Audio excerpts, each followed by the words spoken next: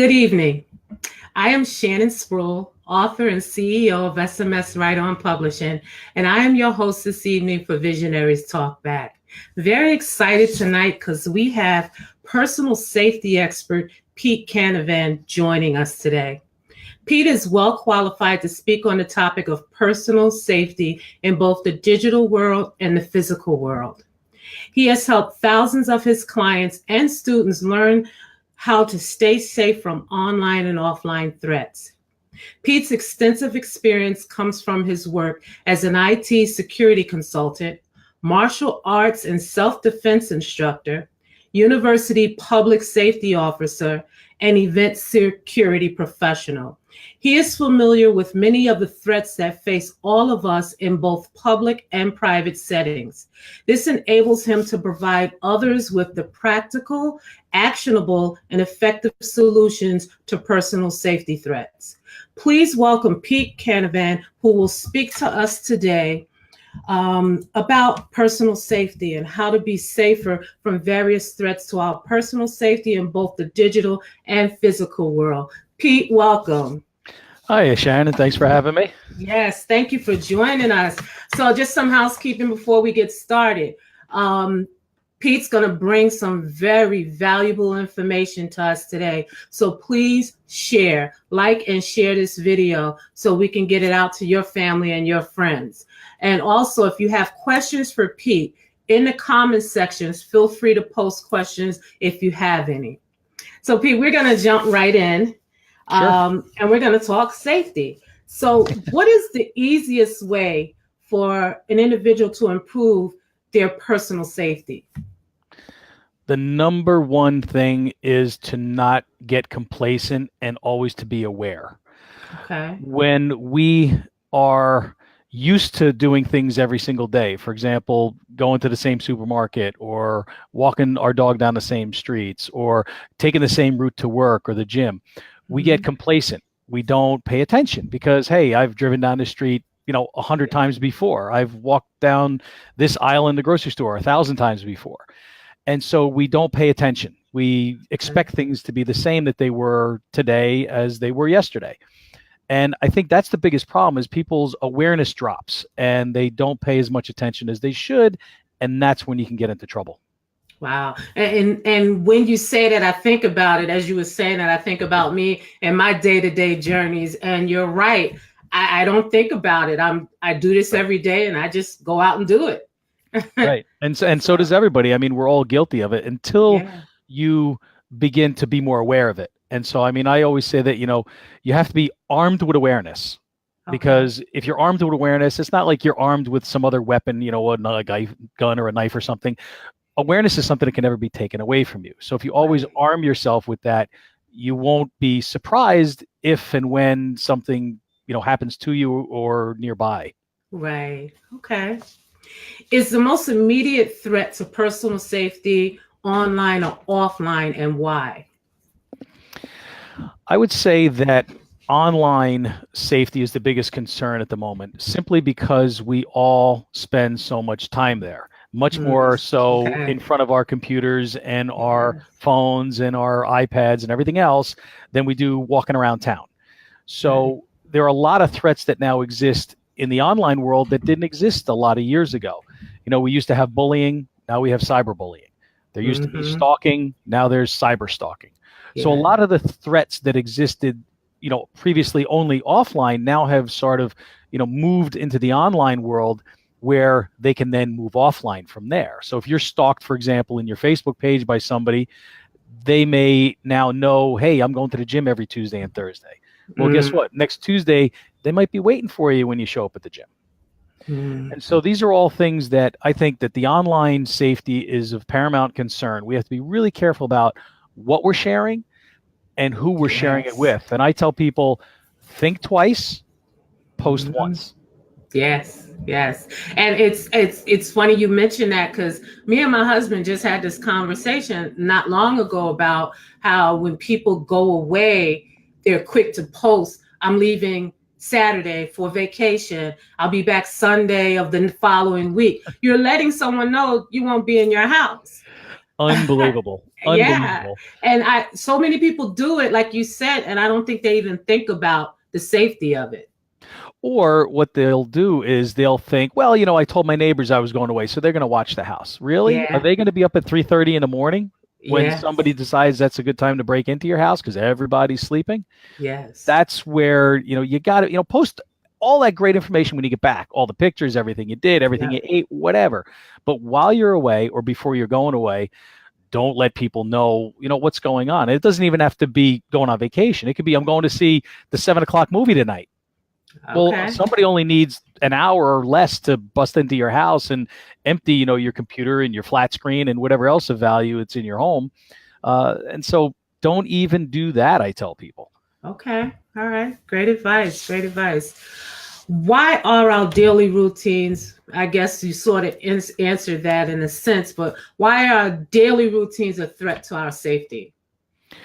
Well, again, it's because it's routine. And so I've done the same thing today that I did yesterday, and I'm going to do the same thing tomorrow. Mm-hmm. And that's where that complacency factor really comes into play and causes problems when we expect. And I think that's probably one of the biggest words you could say is we expect things to be the same. Okay. They may not be, but we expect them to be, so that we may overlook something and say, you know what, that guy kind of looks suspicious over there, but it's probably nothing. Well, how do you know that? You don't. And so that's where you got to kind of have your guard up and, keep an eye on somebody. This guy's been, walking behind you for the last couple of blocks. Well, maybe they're just going the same way you are, but, don't put your headphones in and put your head down and and stop paying attention, because that could be a fatal mistake. Yeah. Oh, now I got another question I thought of when you talk about daily routines. So let's say I leave my house every day at 9:00 to go to work. Mm-hmm. Someone that's watching me knows this. No, I don't come back home till 5 or 6. What can I do to break that up? I mean, do you even worry about things like that? Because once again, that's a routine. And if somebody's looking to, for example, rob me, they know that I leave for work at 9:00 every day and I don't come home till 6. That's a good point, Shannon. And I'll tell you that a lot of people are in that same situation. Okay. You leave for work the same time, you come home around the same time every day. So for a large part of the day, nobody might be at home. And so in that case, you want to make sure that the house is obviously locked. You don't have any windows open on the first floor, or, even the second floor for that matter. Mm-hmm. And make sure that if there's anything you can do to maybe trick somebody into thinking that you're home, put lights on timers, or even put a TV on all day. Waste a little electricity, but guess what? If somebody hears a TV going when they come up to the front door, they're like, oh, well, maybe somebody's home right now. And so that may just be the thing that, has someone who's thinking about robbing you go to the next home. You could even do something like put, you see those signs you can buy, just beware of dog. You don't need to necessarily have a dog. They actually make a product I saw not that long ago, which is, I believe you hang it on your door handle. And when somebody jiggles the door handle, it's programmed to start barking. So wow. People think, oh my God, there's a dog there. No, it's a little electronic thing I got. But do you think they want to open the door and find out? Right. No, that's clever. Definitely clever. So there are a lot of things out there that if you just do a little bit of digging or research, you can find some really fascinating products, and technology makes a lot of things possible today. Okay. When I am attacked, what can I do that can help me escape? Someone's physically attacking me. Okay, a physical assault. We need to clarify whether or not they are approaching you or if they are already on you. So if they're approaching you, hopefully you've recognized that, you've seen it, you're not distracted, and you have something at your disposal that maybe you can use to keep them away. Of course, the obvious thing is just to say, stop, get away from me. What are you doing? I don't know you. What do you want? And be assertive about it. If you have something like pepper spray or a defensive flashlight, something that's really bright with a strobe function that can temporarily blind somebody, that's always a good step.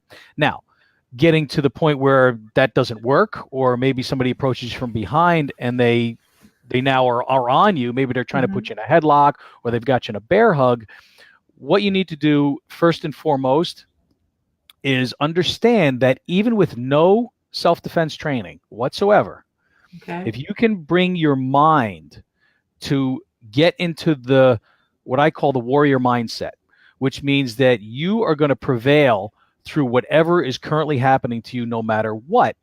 Just flipping that little switch in your head and saying, you know what, Shannon is going to become a tiger, and I'm going to rip your throat out, okay? But just to kind of get that mindset and think about these things ahead of time is a really, really important first step to protecting yourself if you were going to be assaulted.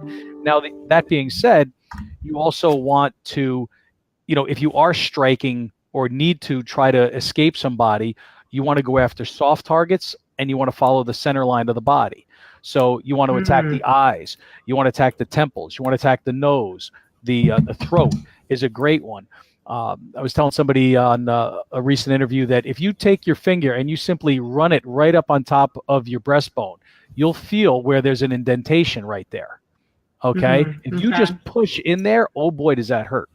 And so if somebody's even just choking you, you could take your finger and just drive it right into that. And if you're someone, you got fingernails, you've got built-in little daggers there, you can really, cause somebody to start to choke and not be able to, they're going to have to take a hand off you to take your hand off of them, which now gives you the chance to do something else, whether that's to, box them in the ear or kick them in the groin or stomp their foot or kick out their knee.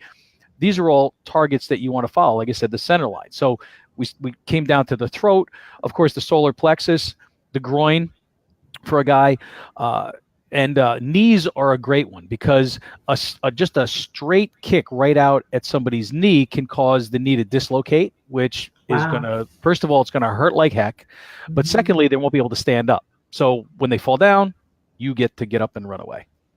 Okay. All right. And what can you suggest? Because my thought is, if I'm being attacked, am I going to think about the things that you just told me? Because fear takes over. I mean, how do we combat that? You understand? That's why you got to think about it now, before it happens. And one of the on my website, I have right underneath the main title on the site, I have the need to prepare is before the need arises. Because that is when we need to prepare. We have to prepare before something happens. When something's already happening to us, it's too late. Now it's like, now you're in the situation where you're talking about where it's like, what do I do? What do I do? What do I do? I don't know. And now you start to panic. And when you start to panic, you start to hyperventilate, and now the situation goes from bad to worse.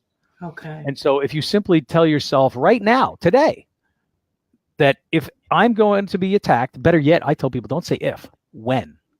When I'm attacked, this is what I'm going to do. I'm going to jab them in the throat. I'm going to, knee them in the groin. I'm going to kick their knee out. I'm going to scream like a raging lunatic when I'm doing it. And then when I incapacitate them, I'm going to run.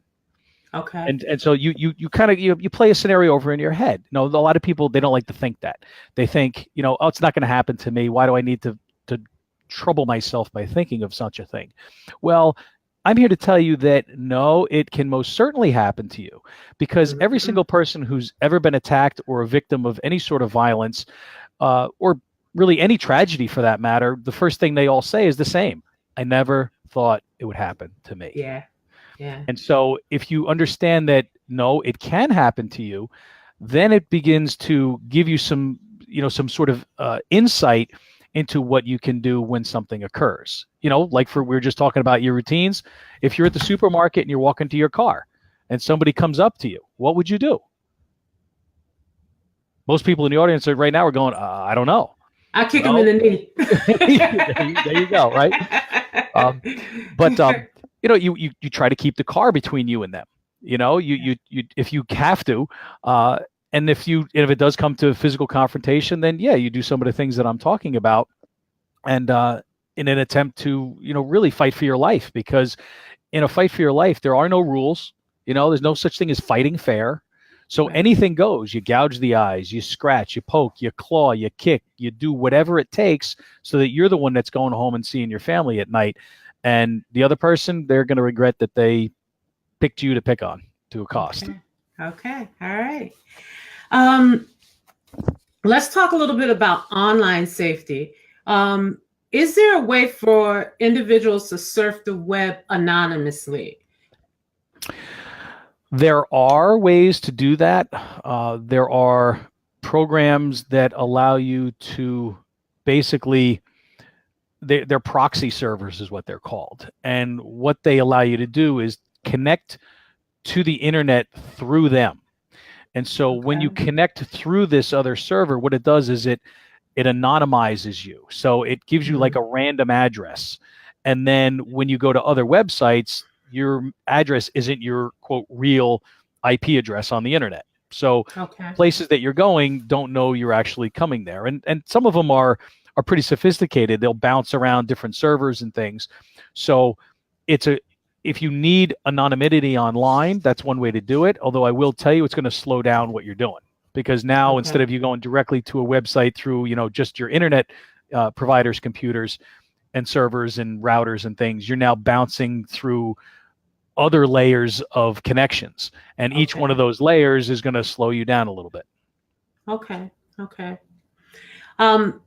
I had an experience with this next question, and that's why I'm asking. And one day I was in my office and I noticed that my webcam light was on, but I didn't have any programs running. So that comes to the question, can hackers access your webcam? Because I didn't know how that webcam was on or where it was coming from.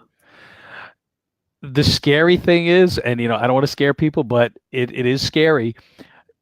Anything can be hacked. Okay. Your phone can be hacked. Your webcam can be hacked. Anything can be hacked. What I do is I have it right here. I have just this little piece of paper. Okay. And when I'm not using my webcam, I just do that. And I put the piece of paper over the webcam so that even if somebody somehow was able to activate it, they can't see anything. On my cell phone, I do the same thing. I put a little piece of electrical tape over the front-facing camera, because I use this camera all the time. But the front-facing camera, I don't need anybody looking at me, seeing me, and knowing what I'm doing or whatever. So any device can be hacked. There's no such thing as 100% security. Anybody that says that is not telling you the truth, because it can be. Yeah. All you can do is make sure that all your programs that you use on your computer are up to date, first of all, whether it's your operating system, whether you're Windows or Mac or Linux or anything. The other thing is any of your application programs that you use, whether it's your word processor or the email program you use or anything, make sure they're always up to date. And then, of course, having up-to-date antivirus software and anti-malware software. And I tell my clients, you should have anti-malware software on your system and, run it once a week or once every couple of weeks, because things can always sneak in. They may not be real bad, but what ends up happening is if you get a single piece of malware that's really not that good on your system, it'll bring down more. And so the problem compounds itself, and then your system slows down and you don't know why, or maybe your webcam light comes on and you don't know why. So these are all things that if you constantly are scanning your system for viruses and you make sure all your software is up to date, you're doing as much as you can possibly do to protect yourself. And that's all any of us can do. Okay. All right. So you talked about antivirus and then you talked about malware. Could you explain to the audience, because a lot of people don't realize the difference between the two, even though most software today will cover both? Just explain the difference between the two. Well, we've got a lot of different flavors, I guess you could say, of malicious software that can attack your computer. A virus primarily is going to do something like maybe damage files or replicate itself, or it could end up chewing up space on your hard drive, make the system unusable. Malware can do some of those same things, but it can be even a little bit more malicious, because what it can do is download things like keyloggers, which, if people aren't familiar with what a keylogger is, it's just software that sits on your computer and it logs your keystroke. So as you're typing on your keyboard and you're going to, wellsfargobank.com and you're typing in your account, username and password, well, guess what? The keylogger is capturing the website address, the username, and the password. Wow. And then it's reporting that and it's sending that information off to the whoever it is that put that software on your system. And so we've also got ransomware.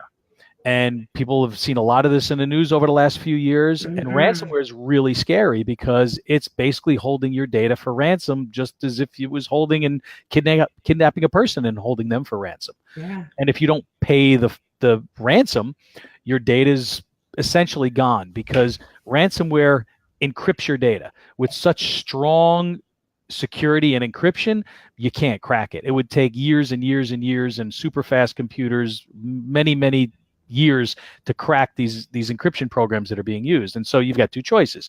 Number one, well, three really. Number one, you better hope you got a really good backup. Okay. And anybody out there who's not backing up their data, there's no excuse. You got Dropbox, you got iCloud, you got all of these things that you can use to do that. You got cheap external hard drives and flash drives. Make backups of your data. And so if you've got a backup, then you clean up the system, you get rid of the ransomware, you restore your backup. Hopefully it's fairly recent and you haven't lost too much data. The second is you don't pay the ransom and all your files are gone. And now you got a big problem, because if you're a business and you got all your customer records, or maybe you're a hospital. A few years ago, we had that hospital out in California. All the patient records were encrypted. What they end up doing, option number 3, pay the ransom. Wow. And then you better hope that the person who is, put the ransom on there is actually I guess you could say a moral hacker, and they will actually give you the decryption key to get your data back, because you can send them their money and they say thank you very much, goodbye, and they don't give you anything. But see, it's really in their best interest to do that, to give you the key, because otherwise the whole system that they use to perpetuate this would fall apart. Because the first time somebody paid a ransom and didn't get the information, nobody else is ever going to pay the ransom. Right, absolutely. And then that's option 3, is they pay it, usually in Bitcoins, which is untraceable. And so the bottom line is keep your data backed up, keep your software as up to date as possible, and run periodic scans of your system and even of your data. If you've got a backup drive, you should scan that separately once in a while. How do you know something didn't maybe creep on there? You backed it up and put it there. You cleaned your system, but you forgot about the backup. So it stinks that it's actually come to this, that there is so much out there we have to worry about in the online realm with protecting our data, but that's what I do on a daily basis, keep my client systems protected as well as other things. But we have a question from one of our viewers. They asked, what's a good program for protection? They're currently using McAfee. Okay. McAfee is a decent program. I like it better when it's actually integrated with a piece of hardware. A lot of higher end routers use McAfee as part of the software that they use that's hardware based. That's a good one. Of course, it costs money. My favorite one currently that doesn't cost a dime is Avast. A-V is in Victor, A-S Sierra T Thomas. Avast, like a pirate, like Avast. Avast.com. It's free. They will try to upsell you on the paid version, but the free version works fantastic. It integrates with most browsers, so it actually also scans versus a database of hacked websites. So if you try to go to websites that is hacked, and you've got their program on there, they're going to pop up and say, hey, I'm not letting you go to this website. This is a known bad website, and it won't even let you go there. So it's a real great proactive tool. And I think McAfee does that. Some of the other ones do it. AVG is another good free one. The problem with some of the other ones that I've seen, some of the more popular ones, I don't want to really name any, but they've become too resource intensive. They take too many system resources. And so by installing them, your system actually slows down. Now you're protected, but if every web page loads, 2/3 at the speed it used to, you're going to be a little annoyed. Yeah. And I experienced that, and I won't mention the vendor either. But I did stop using a particular vendor because of that. I mean, they were resource hungry in this program. So I definitely stopped using it. So I definitely can relate to that. Definitely. And you can easily check. Like if you have a PC, you can bring up your task manager, and that will show you a list of all the programs that are running and how much memory they're using. And so you can see, okay, this program's using this much memory, this program's using this much.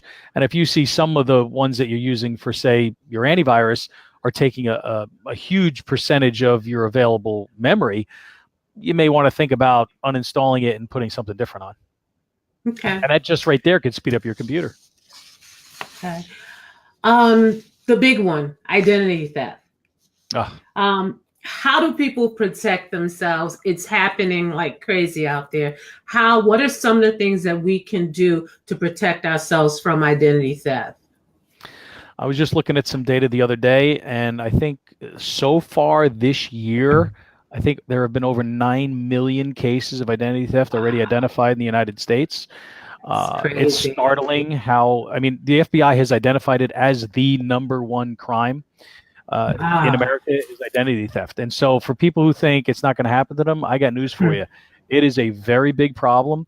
I have numerous clients that have had it happen to, that, you know, they were on their computer, they clicked the link they shouldn't have, they went to a website they shouldn't have. And a lot of the attacks and the way that they get you to be fooled into, you know, giving out personal information, for example, are through what are known as phishing emails. And I'm sure you've heard of these and other people have, but, you know, they're emails that are basically designed to trick you. They say, you know, you get a package being delivered, or there's a problem with your account, or who knows what it is. You know, they're getting very, very creative. I had a client that had one that was completely customized for his business come in a few weeks ago, and something didn't seem right. And, you know, we took a look at it, and lo and behold, there was a bad, you know, software in there, and it would have, who knows what it would have done. But luckily, you need to be vigilant, and anything like that, you know, you have to really ask yourself, you know, is this something that's valid or not? One thing you can do, I tell people, you really should never click links in an email, but if you just take your mouse and you hover over the link in an email, it'll tell you down at the bottom what the website is. So if you got an email from Amazon saying track your package here, and you don't click the link, but you just put your mouse over it, I bet you it doesn't go to Amazon.com. I bet you it goes to some other company, some other website address. And so, you know, and I somebody asked me, well, you know, if I didn't order anything from Amazon, I'm never going to click on that. And my answer to that was, well, how do you know your wife or your husband didn't, or your kids didn't? And maybe they're, you know, at work and they are at an appointment and they're not checking their email, or they can't be contacted during the day. Like my wife, she's a teacher. She teaches all day. She can't be sitting on a computer. She can't be answering a phone. She's teaching kids. And so they were like, oh, okay, then that makes sense. So you got to be really careful, and they're getting very sophisticated. So I just tell people, be careful what you're clicking on and where you're going and what you're doing. Yeah. And it's not just online with the computers, because I've gotten calls from people saying they're from the Social Security Administration. Right. And most people, and then people who get caught up in that, you got to realize, first of all, Social Security Department is not going to call you randomly like that. Right. They're not going to call you. So I'm actually really glad you said that, Shannon, because that happened to one of my customers, where they were called and the person said, you know, and, you know, they were from Microsoft, and there's a problem with your computer, and your computer's spouting out all of this, you know, junk email. And if you give me access to your computer, I'll clean it up for you for $89 or whatever it was.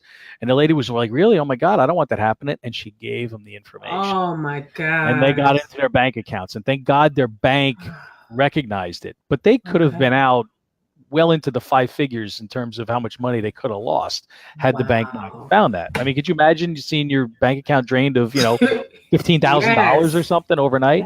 But you're right. A lot of this is also offline.